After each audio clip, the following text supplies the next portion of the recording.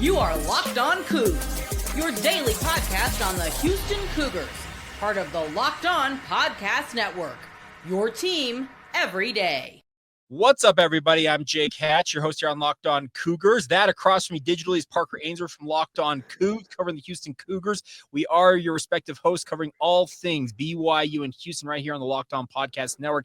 Thank you for making it your first listen of the day. And more importantly, thank you to all of you who are everydayers with us right here on your original podcast, covering both BYU and Houston. Having a lot of fun doing this on an everyday basis. Today's show is brought to you by our friends over at FanDuel. Get started today with $250 in bonus bets after your first $5 bet hits. It's all courtesy of friends at FanDuel at FanDuel.com to get started today.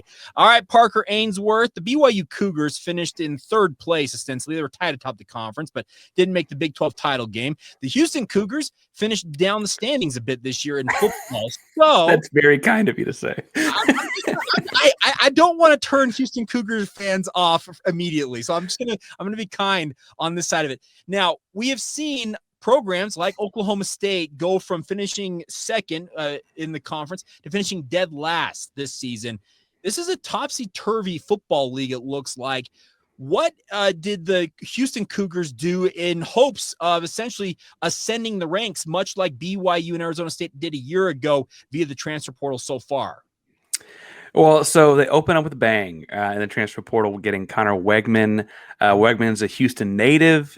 He spent some time starting at Texas A&M, got injured this year and lost a job while injured at A&M, and entered his name in the portal early in the, he announced he was going to enter the portal early and ultimately declared he's coming to Houston. A lot of inklings and hush-hushness about when it was like, I think he's going to come. And they ended up showing up.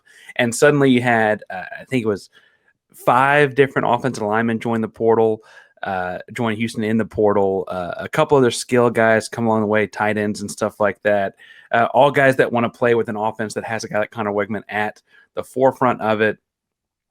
Defensively, they've picked up some guys, kind of pulling together like last year. Where they get some group of 5 guys that kind of step up and make plays that excelled at that group of 5 level. And then some of the biggest things that happened, if I'm being honest with you, Jake, and I'll hear your BYU take in a second, so I want to hear that too, is Houston managed to keep some guys from entering into the portal that I think a lot of people assumed were going to go. Boogie Johnson, a big-time wideout, and frankly, Jeremiah Wilson, a big-time Houston's best corner last year on PFF grades, was in the portal and pulled his name out and to stay at Houston. So I think Houston actually did pretty well, all things considered, in the portal. At one point, they were in the top 5 in the country. They had a really good first week. BYU, a little bit different situation and scenario, obviously. Didn't start hot, I know, because I was paying attention to the rankings early. And then when things slowed down, I kind of stopped paying attention. So catch me up. Where is BYU right now after portal season is kind of come to a close or slowing down anyway? It is slowing down, but here's the thing. BYU, they kind of, you said they started really slow, whereas Houston seemed to jump into the portal. You mentioned Conner Weigman and some of the guys that they had. Houston had a very quick start in the portal and had a bunch of guys in a very fast manner. Trust me, I had a lot of Cougar fans who were very grumpy, speaking from the BYU perspective, of how slow a start they got in the portal. But in the past week and change, it's picked up in a big way. They added an offensive tackle in Andrew Gentry, who figures to start this year for BYU.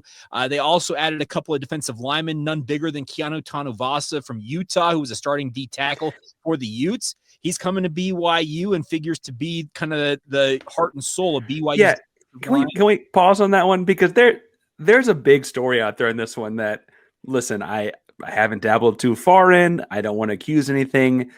People in Provo have been nothing but nice to me. I got to ask, Jake, what is that story? What's going on there?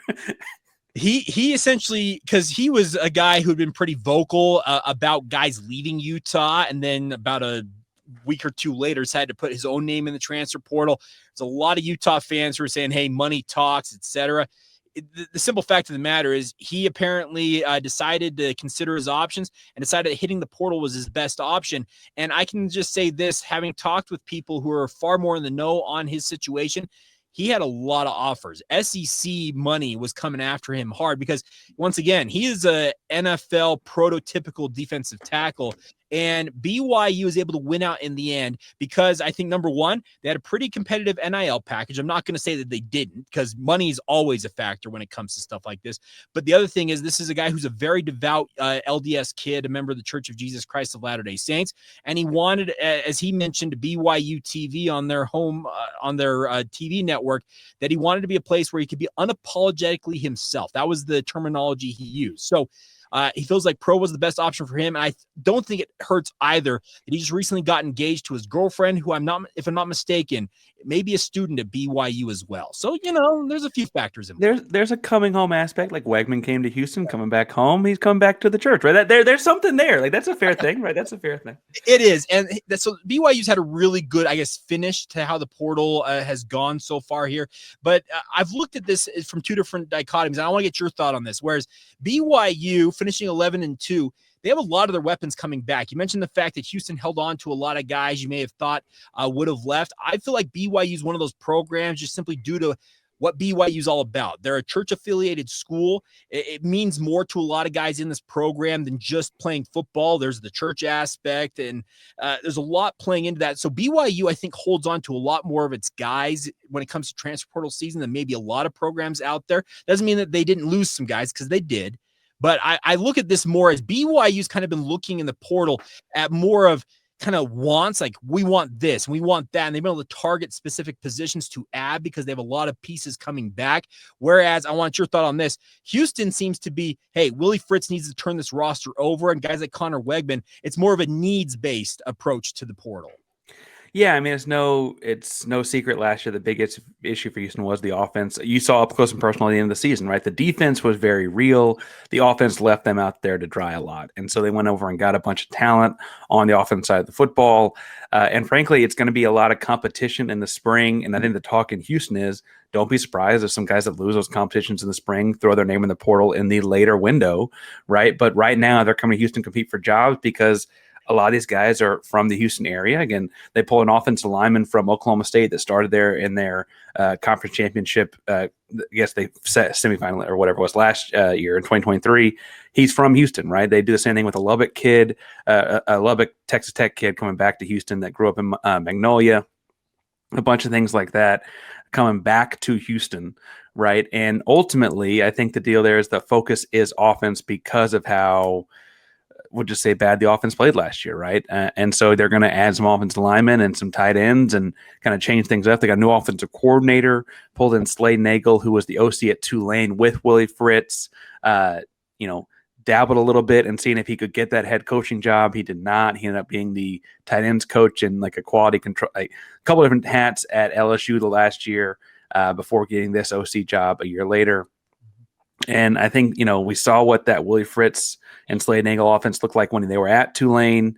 Obviously, having Tajay Spears helped a lot, right? But that was a pretty potent offense itself. And so I think you're hoping to see some of those things, Conner Weigman at quarterback, a big thing. And then I think the schedule next year is not easy, but it's easier than last year's was.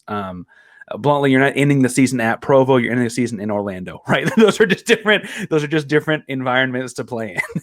You're not gonna freeze in Provo for a second straight year. That's probably a good thing. Yes. Now, yes. Real quick before we move on to basketball, because we want to talk about the big matchup tomorrow down there in Houston. But you mentioned the fact you feel like the schedule is more manageable for Houston. What's your confidence level? Because I'm expecting BYU to be a top 20 at worst preseason team next year. They should be absolutely in the mix for the Big 12 title, just based on how they finished the season and the pieces they have coming back in 2025.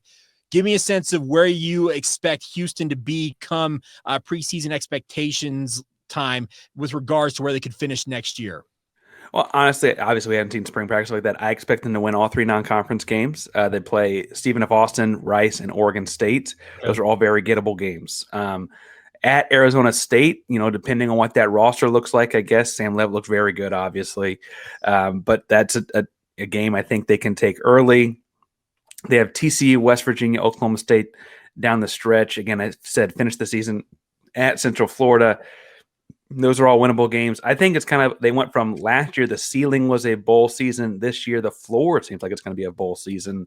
Right. And that in itself is a great 180 to have for Fritz in year two. We've seen crazier things happen in the Big 12. I'm not saying they couldn't go get 10 or, again, we saw what Arizona State just did, very literally, right? But I think that it's really like the expectations kind of flip flop. We're saying, okay, you start at, we can find at least 6 wins here. It's, can we find 8? Can we find 9? Right? Can we work our way up to that and then kind of catapult it forward after that? All right. So BYU pushing for 10 plus in a Big 12 title, whereas you mentioned Houston. If they push for 8 or 9 wins, that'd be a really marvelous turnaround year 2 for Willie Fritz, and I think they're very, very competitive and make for a fun Big 12 race. Because it sure feels like just at the outset right now. I know we're 240 some odd days away from the start of the season, Parker. It feels like the Big 12. It's gearing up to be another interesting 2025 football season already, just because the different changes on all these rosters lend itself to having a lot of cool storylines. But that's a story for another day. All right, so BYU and Houston in basketball. The Cougars, a little bit of an upstart with regards to what Kevin Young has done in his early tenure at BYU, but going up against one of the old sages of the sport in Kelvin Sampson. What is it going to take for BYU to go into Houston and win that game? And could Houston put BYU essentially in their place and kind of remind them who runs this conference? We'll delve into that next right here on this crossover edition of Locked On Cougars and Locked On Coogs. Today's show is brought to you by our friends over at FanDuel. Now, of course, the NFL regular season is coming to a quick close here with the playoffs on tap, but it's not too late to get on the regular season action and do it with our friends over at FanDuel, as they are America's #1 sports book.